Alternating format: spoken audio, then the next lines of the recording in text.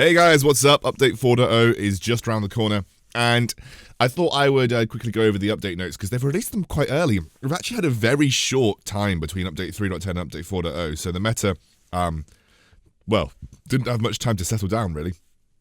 So let's have a look at update 4.0. Obviously, you've got San Feng. You've got the abilities that I talked about in my previous video, which you can go and look at if you're interested in. I'm hoping Divine Fist gets slightly tuned because it's really, really strong in its current state, but we'll see what happens before next week. I didn't get to talk about his talents, but we'll talk about his talents now. So his rare is Master's Lesson flings the enemies in the opposite direction. So essentially that brings them towards you, I would guess. Or flings them over him in the opposite direction. It seems like a weird talent, not sure how important it's going to be. Divine Flurry, Divine Fist now slows enemy hit and has a much shorter cooldown. That seems really good. And Advancing Tiger, successfully countering refreshes the cooldown of Tiger's Bridge. So essentially, if your opponent isn't careful, you could just continuously spam A, get free reflex block with it, get free fortified health with it, and also be able to stun someone and constantly spam them with your dash. So these are the skins.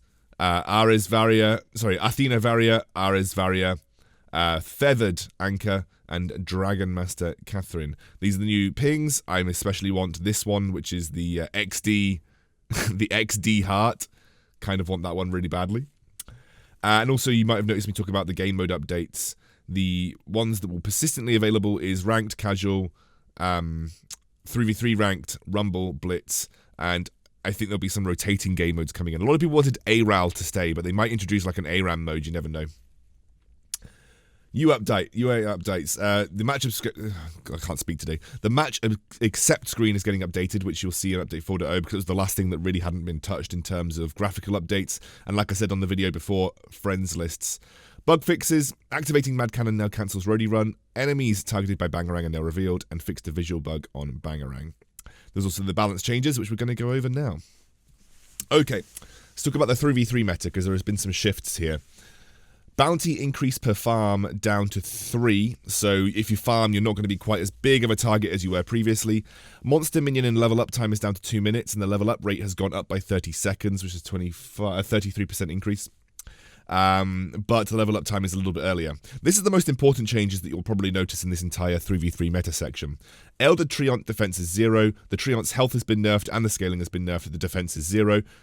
The Big Bear's health has been nerfed and the scaling has been nerfed and the defense is 0, as well as the Small Bear, and the Crystal Sentry's health has been nerfed, and the Kraken's health has been nerfed, and the Kraken's captured health has been nerfed, and it's been basically halved. So this is going to address a lot of complaints that people had about 3v3. Not only will you not need Stormguard Banner now, because the defense being 0 means they're going to take full damage from weapon power and crystal power, so it means you don't have to start Stormguard Banner as a jungler in 3v3. It also means Kraken is not going to automatically win you the game, because it is now half as tanky, although it does scale slightly better. I do still think 3v3 will be quick, but it also means that you can be a little bit more diverse in your item build paths. You don't need Stormguard Banner to take the Kraken, and yes, you can go a little bit more offensive build in the early game, because you don't need Stormguard Banner to clear out the jungle camps. Sentry's might duration has been cut, the damage dealt and the order has also been cut, and death timers have been reduced slightly. So they're 0 in the early game, and then they are 1 second less at 12 seconds, but they're all the way at sort of 24 minutes rather. They are up to 60 seconds. So yes, so it's all been up. The death timers have all been upped again, and that was one of the biggest complaints about 3v3, the death timers. At 18 minutes, you had a 60-second death timer. That was basically game over, so it's gone up to 24 minutes. That should elongate the game mode a little bit more.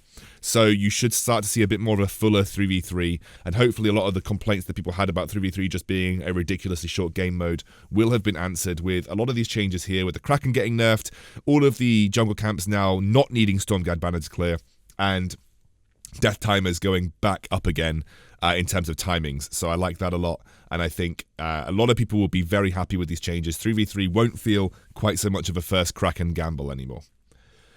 Right, let's have a look at 5v5 meta. Vein Crystal Halcyon Missiles. The cooldown is down to 2, the damage is down to 25, and it's 5% max health, with a decaying slow amount going up, and the Rupture Stun also damage going up. So the Vein Crystal is going to hit you more often, but it will hit you for less percentage HP, so you just have to be a bit careful about more juggling that, and also it will be a bit more relentlessly hitting you with a slow. So it will slow you more often, but it will deal less damage to you, but it will just make sure that you're stuck in that one place if you're being targeted. Alpha, let's have a look. Core Charge, cooldown has been reduced. Probably not enough to make Alpha super meta. Maybe this probably affects CP Alpha more than anything. On 3v3, you might see some positive changes here, but realistically, not that much. It's a 1 second change. It's not enough to make Alpha super meta, but I think, you know, a nice change for Alpha. Maybe Alpha players at the Overdrive rank will notice that 1 second is making a big difference, but when you play her with Aftershock, for instance, or Spell Sword, a lot of these different differentials are also getting reduced, so you're not going to see as much of a difference. Black Feather, Rose Offensive, which is his ultimate weapon ratio, has gone up. They're kind of trying to make weapon power Black Feather really strong. A lot of the updates over the last few weeks have been in and around the area of making Black Feather good, but he just hasn't found a place to settle into a lane right now. But I think with all the changes to the lane matchups and sort of how jungling works on 5v5, I genuinely think weapon power Black Feather can be a good top laner. He could also be a pretty solid jungler. Heliogenesis impact damage. The initial Heliogenesis damage is going down on Celeste by 10%. That's actually pretty significant. But most of your damage from Celeste came from your supernovas anyway, so I don't know if that's enough to change Celeste being good. I still think at level 8, Celeste with the supernova damage is really what you care about for the majority of the time, so yeah, I still think Celeste is going to be okay. Truth of the Tooth range has gone up by 50%, which means you're going to be able to close the distance much more readily.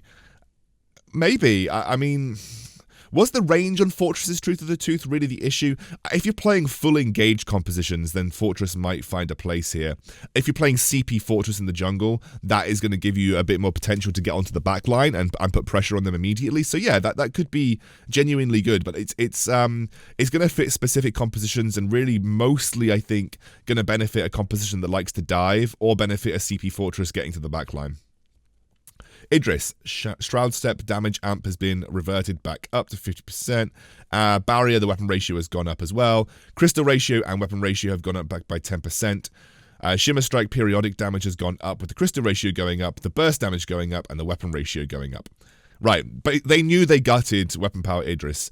They knew they got, well, weapon power Idris specifically, but they gutted Idris in general. This seems good enough to make weapon power Idris solid again, especially a lot of these changes here.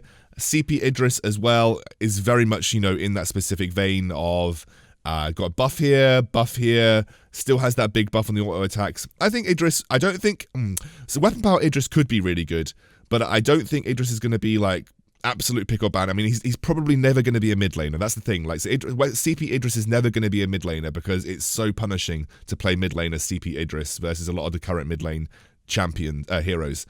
So weapon power Idris I can see for sure. CP Idris is just really punishing, and you've got to find the right lane for him. He's maybe a bot laner more than anything. So you might see Idris come back in the bot lane. Duel, Rocket Leap cooldown is down. The stun duration is down in the early game, but at the overdrive, which no one ever overdrives it, it's up. And slow strength is also up when you overdrive it, which no one ever overdrives Rocket Leap. And I would never suggest overdriving Rocket Leap anyway, because it does no damage. And we only like to overdrive things that do damage. Thunderstrike crystal ratio down by 40%, and the big red button crystal ratio down by 20%. I still think Jewel, with still 220% on her big red button, it's still a really good crystal ratio. 180% is still a very hard-hitting ability. She's good. She's going to be good, but not obnoxious. She definitely will still be good, but not obnoxious. That's basically what I'm saying about Jewel. I think you'll still see CP Jewel, but she's just not going to be pick or ban every single game. I think you'll see a good amount of her, but she's not going to be obnoxious. Right, this is the damage rework on Kensei. You might have seen it online. His scaling damage is down, so his base scaling damage is down. The barrier is now 30 to 140 plus 70% of your weapon power, which could give you a significant sized barrier, if I'm completely honest. So a standard basic attack now deals 10 to 20% more damage to heroes with higher maximum health, and the bonus damage has been removed. So Kensei versus squishies, which was mainly the issue that people had. So Kensei versus squishies is now going to do technically less damage on his basic attack. So Kensei versus Ringos versus Celestes versus Scarf is going to do less damage. Kensei versus Lances, Ardens, Catherines, anybody that has built a significant amount of health more than Kensei, or even just having more base health than Kensei, they are going to be the ones that Kensei is going to shred. This rework to his passive makes him a tank shredder more than anything. Lotus Strike. I don't know what this was changed from. I'd have to double check what this was changed from. In fact, I'm going to do that just now. Give me a second, guys. I'm going to come back to that in a second. Kensho deals a basic attack, so when you use your B, it deals a basic attack, and the bonus damage is there 50, 20, 35. So what does that mean? That's the question. When it says Kensho deals a basic attack, does that mean it deals a basic attack in front of it? Because that's a question that I think is important to answer here. Does Kensho deal a basic attack in front of him, or just as he passes through someone? Like if you Kensho through someone, does that sort of deal? I've got to update my Vainglory on my iPad. I don't have to update my Vainglory, however, on the PC. All right, so we're going to have a look at that on the PC, and we'll come back to it. So I need to sort of clarify what this means. Deals a basic attack. Bonus damage there as well. As you can hear, I'm logging on to Vainglory just to double check what it currently stands. Let's have a look at his A. So his A currently deals exactly the same. They haven't changed Lotus Strike. That's a bait. Okay, so Lotus Strike apparently hasn't changed. And bonus damage on his next basic attack. So it deals a basic attack, and he gets bonus damage on his next basic attack. Alright, I'm not really sure what these Kensei changes are saying. Let's have a look at the Path of the Ronin. Okay, I'm not really sure what these Kensei changes here are saying, because a lot of it is currently what is on the client right now. I'm just wondering whether Kensho deals a basic attack when you pass through someone. So sorry for me getting stuck on this, but I'm not really sure what any of these are here are saying, because there's no actual changes to them, or it doesn't look like there's any actual changes to them. So maybe his bonus damage got buffed on his B, but yeah, I think I'm just going to skip over this for now. I think the majority of what we're looking at here is the bonus damage removed, and the fact that he's going to deal more damage to tanks. So he's a tank shredder, but he'll still have the potential to do well if he gets through that front line. So basically it's giving Kensei the ability to chop through the front line, but he's actually going to do, with his basic attacks, less damage to squishies than he did previously. However, he's going to have a fairly hefty barrier, to be honest. Okay, so that's everything that we've got here. Will that make Kensei good? In certain compositions, for sure. In certain compositions. I think having a tank shredder can be really, really useful, and we don't really have any natural tank shredders apart from someone like Scarf's percentage health-based damage. So I think, Kensei as a natural tank shredder with his basic attacks is pretty good. Kestrel, Glimmer Shot area damage back up, active camo, bonus movement speed on the weapon ratio is up, and one shot, one kill weapon ratio is up. So Glimmer Shot area damage is up, and they did gut her active camo crystal ratios, which was one of the major reasons that you play CP Kestrel.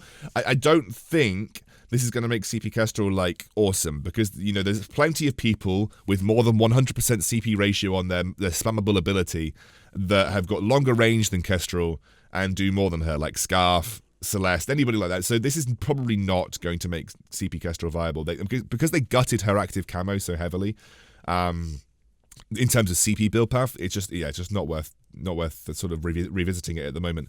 But this change here, the one shot, one kill, and the bonus weapon ratio and the movement speed, that'll make her really easy to reposition as a weapon power Kestrel, and you're going to get a 20% increase on your one shot, one kill damage. So weapon power Kestrel, she's received a couple of buffs over the last updates, and I think good Kestrel players are probably going to see a bit of play of Weapon Power Kestrel on the next update. So much so that she potentially could even be meta, like sort of top 5 Weapon Power carries. So yeah, Weapon Power Kestrel, a little bit of a nod to CP Kestrel, but the gut to the active camo means that she's probably not going to be seen too much. Cruel. God, exactly what he needed. Crystal Ratio and his Spectral Smite. So if you want to play CP Cruel, they are saying, well, yeah, we don't mind you playing CP Cruel, it's just tanky Weapon Power Cruel we don't like. CP Cruel is... I mean, look, it's a meme. It's just a massive meme. If you stack, all of your stacks, you could actually get a significant amount of damage, but the problem is that Cruel is so easy to outplay when he's not very tanky, and you can kite him really easily, and he doesn't really have the lifesteal anymore to make that kind of ability to stick to a target work. Look, if you guys want to try CP Cruel this update and let me know how it goes, but I'm not going to be playing it. That's for sure. Lance, Impale damage up, and Githian Wall damaged up. Lance is already meta for me, and that's just made Lance better. So Lance as a top laner or a jungler, great. Awesome, in a great position. Absolutely love this. Lyra, Arcane Passage cooldown up, but the range has been doubled on Overdrive.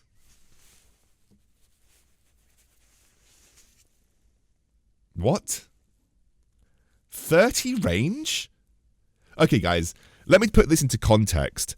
Scarf's Spitfire range is 14, as far as I'm aware. That is double Scarf's Spitfire range.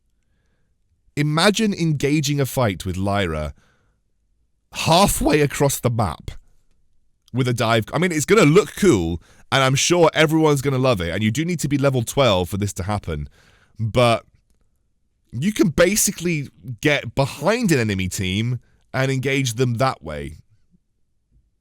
That is ridiculous. And Lyra already got some significant buffs to her A and B on the previous update. I think Lyra might be busted if this doesn't change. Magnus, Seraphic Flare, damage down. So his ultimate base damage is down, which, 50? That wasn't the problem. Seraphic Flare, that's Magnus is still going to be good. Rhyme, Fortified Health Generation versus Heroes is down to 10%, non-heroes 2.5%, and the slow is 50%. Okay. Chill Winds, base damage significantly down, and Crystal Ratio down. That wasn't the problem with Chill Winds. Chill Winds was a nice bit of damage, but realistically, the problem with it was that you could just run up to it and press B and root someone. This Fortified Health Generation being cut in half, that essentially makes him, 25% less tanky than he currently is. And that's one of Rhyme's main pulls, is that he's very tanky, and the slow going down as well. But you still can just run out and root an entire team without actually having to land another ability on them. So I'd need to do some testing. I'm hesitant to say that Rhyme's going to be that kind of absolute pick jungler right now. But I do still think Rhyme, because the Chill Winds interaction is still there, is good. So Rhyme's probably still good. This is the change that's going to hit him the hardest, the Fortified Health Generation. But we'll see how much that impacts, because remember, he can only generate a certain percentage of Fortified Health. If that 10% is going to generate that Fortified Health anyway, then it's not going to matter as much. Reza. See, this change I don't actually like at all, because I love the fact that the Reza was a very ult-centric hero, in the sense that 10 seconds on your Overdrive of Netherform Detonator was awesome, because you had 10 seconds of just slapping people for high damage. This will make Reza better in the early game and less reliant on his ultimate. And 250%, if I put into context, I think is similar to a scaling ratio on, I think even greater than the scaling ratio on Celeste Supernova. So if you can hit people with this 250%, if you get a Shatterglass, you're looking at 250 damage? Yeah, that's pretty good. Maybe more than that even, plus the base damage. So yeah, less reliant. I think this is going to make Reza really bursty orientated. I think it's definitely going to mean Shatterglass City for Reza, and Aftershock getting even less useful on him. So yeah, I think better in the early game, less reliant on his ultimate. Overall, it's not really a nerf or a buff. It's just a bit of a change. They've just relocated some of his damage from the ultimate onto just having that base proc. Rona, Foe Splitter, down to 12 seconds, and the attack speed duration up at 4 seconds across the board. Okay, that's pretty good. I mean, that means that you can all in at level 2 and have 4 seconds of continuous attack speed, which is pretty strong. I actually think that Rona could be a good jungler or top laner in 5v5, but I just think the problem is that she struggles so much in 5v5 team fights, because it's not like in 3v3 where there was less ability to kite and less CC to land. She's just going to be facing more CC and more kiting potential. And when you try to just proc into your ultimate, if you slow yourself down so much that the enemies have so many ways to just get you away that it's very difficult to actually land any damage in team fights. Mad Cannon charges scale with level and the damage is up. Probably not enough to make sword meta, but we'll see. Dragon's Breath damage has been cut by a 100. A little bit of a change that Scarf definitely needed, because this Dragon's Breath was dumb OP in the last update. But he's still going to have that long range on his A. I still think Scarf's going to be good. Taka X Retsu cooldown cut and damage up. I mean, great. Weapon Power Taka was already super strong. Weapon Power Taka is going to get even stronger. Because you actually didn't often overdrive his X Retsu. So you're going to have a slightly lower cooldown on his X Retsu, and you've got increased damage. This is just, I mean, the Weapon Power Taka was already great. Weapon Power Taka is going to get even better. Maybe even CP Taka with the cooldown changes could see some love. But basically they're giving you a buff to everything everything you don't overdrive, which is mainly what Weapon Power Taka does. So Weapon Power Taka just got better. Tony, barrier change, 10 to 4.5 seconds, so you get it up every 4.5 seconds, which is nice. Stun duration on Jawbreaker is up when you overdrive it to 0.8 seconds, and Badaboom now reaches his Gestination Father, which gives Tony the ability to kite and also engage fights more easily. These changes, especially the 4.5 seconds and the barrier generation, because that's 2.5 seconds off what it was previously, means that Tony's going to be much more durable in the late game. One of the things is, I think Tony's probably going to be a fine jungler. Really will rely on comboing with his lanes to get the damage done, though, because if you remember, one of the major reasons Tony was good is that he had super high damage on his Jawbreaker, which has obviously not been reverted. So these are nice quality of life changes, but they don't make Tony that obnoxious OP hero that he was before. And 0.2 seconds doesn't mean too much to me overall in terms of the gank potential for the first 4 levels. This is the most important change for his late game, but overall everything else is kind of meh, and I don't think it's going to suddenly catapult Tony into the forefront of the meta. I think Maxman's probably going to play Tony, and you're probably going to see it a lot on stream. But you're still going to feel like you're not dealing as much damage as you used to, and you're still going to feel very utility focused, more tanky focused, and overall you're not going to have the same impact in terms of damage that you did previously.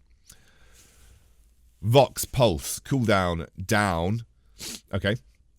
Wait for it cooldown, impact damage up, and burst damage up. I really want to make this CP Vox burst damage on his ultimate a thing, right? The pulse cooldown will help Weapon Power Vox and CP Vox especially, but mostly they kind of gutted CP Vox in the last update. Kind of tried to make him more of like an ultimate focused hero, which doesn't really work for CP Vox.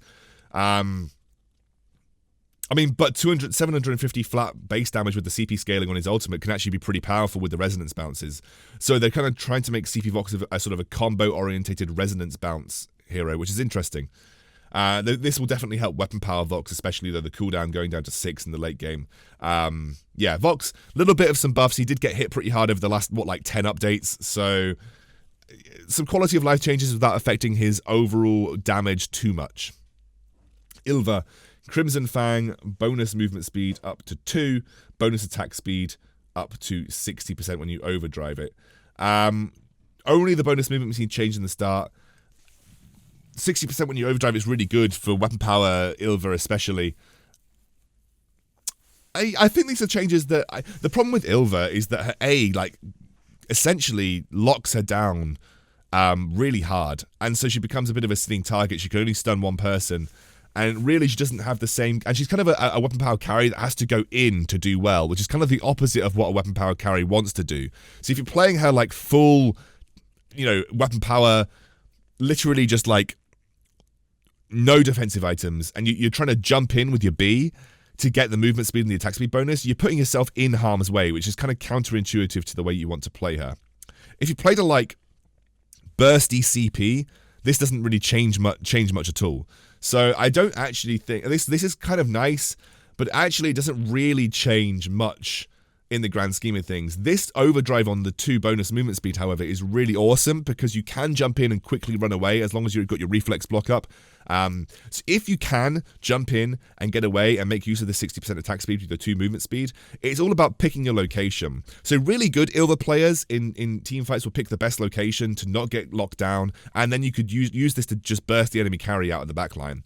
But that again is like a really specific scenario that only the best of the best players are going to be able to achieve. This doesn't really help your average bad player, or average player, because they're going to jump on the lance and then they're going to be like, I'm hitting you really fast, but I'm also getting killed.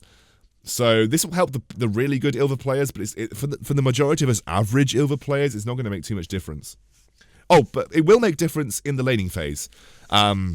Because, when you're looking for a 1v1 and you just jump in on them when you've got no real worry if you're not going to get ganked or you can see everyone else on the map. In a 1v1 scenario, this will crush.